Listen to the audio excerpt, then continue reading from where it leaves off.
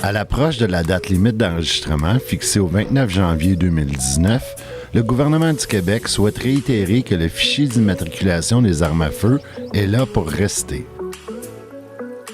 Cependant, le gouvernement précise qu'il a pris connaissance des points litigieux qui ont été soulevés par les opposants au fichier d'immatriculation. La ministre de la Sécurité publique, Mme Geneviève Guilbeault, a annoncé aujourd'hui qu'elle proposera des modifications à la loi. Celles-ci auront pour objectif de simplifier le processus d'enregistrement des armes à feu afin de maximiser les inscriptions au fichier. Les modifications porteront sur l'obligation d'aviser le service d'immatriculation des armes à feu lorsqu'il y a un changement temporaire du lieu où est gardée l'arme. Présentement, un avis est nécessaire pour tout déplacement de 15 jours ou plus. Les modifications toucheront également le numéro d'immatriculation qui doit être transmis sur demande à un agent de la paix et la nécessité de fournir, lors de la demande d'immatriculation, la mesure de la longueur du canon.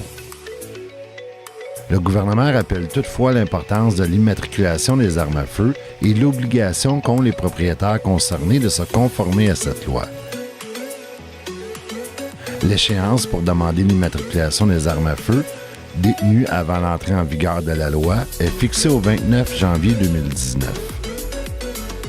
Tout propriétaire s'expose à des sanctions si un agent de la paix le trouve en possession d'une arme à feu non immatriculée.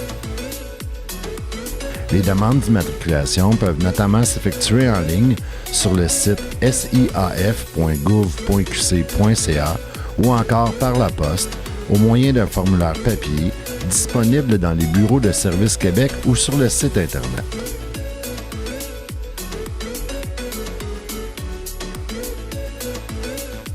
Selon la presse canadienne, le gouvernement Legault renoncerait, du moins à court terme, à modifier la Charte québécoise des droits et libertés de la personne.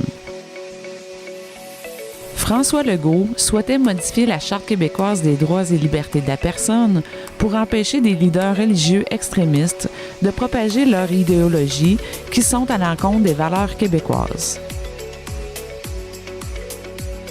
Le premier ministre croit que son futur test de valeurs qui sera imposé aux immigrants incitera les extrémistes religieux à fuir le Québec.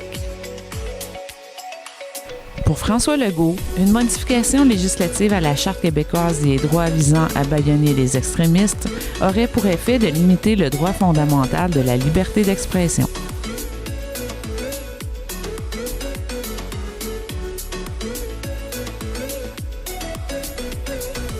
Après 3 mois d'opération, la Société québécoise du cannabis a réalisé plus de 860 000 transactions, totalisant des ventes de 5,7 tonnes de cannabis pour des revenus d'environ 40 millions de dollars. Les données publiées par Santé Canada indiquent que le nombre de kilogrammes de cannabis distribués en novembre par la SQDC représenterait 35 % des ventes totales de cannabis non médical au Canada. L'approvisionnement en cannabis demeure l'enjeu majeur de cette nouvelle industrie. La SQDC a procédé à un appel d'offres de produits en décembre dernier afin de diversifier son bassin de fournisseurs et analyse actuellement les propositions reçues. Toutefois, aucun volume additionnel important ne sera disponible avant la fin du printemps 2019.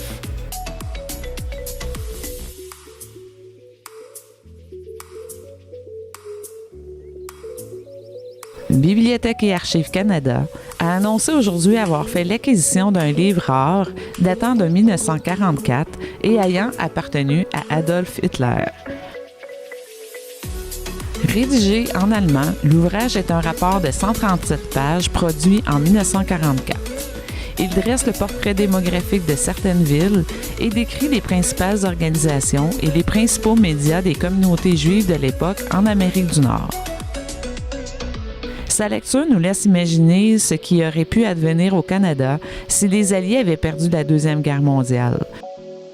Il montre que l'Holocauste n'était pas un phénomène exclusivement européen, mais plutôt une opération interrompue avant qu'elle n'atteigne l'Amérique du Nord. Le livre porte un aigle stylisé, une croix gammée et les mots « Ex libris Adolf Hitler », qui montrent que le livre provient de la bibliothèque personnelle du Führer. Adolf Hitler était un ardent lecteur et collectionneur de livres. Sa collection n'a jamais été inventoriée, mais elle aurait contenu entre 6 000 et 16 000 titres. Le livre a vraisemblablement été rapporté aux États-Unis comme souvenir de guerre, puisqu'au printemps 1945, les soldats américains ont emporté des milliers d'ouvrages de la résidence secondaire du chef nazi située dans les Alpes allemandes.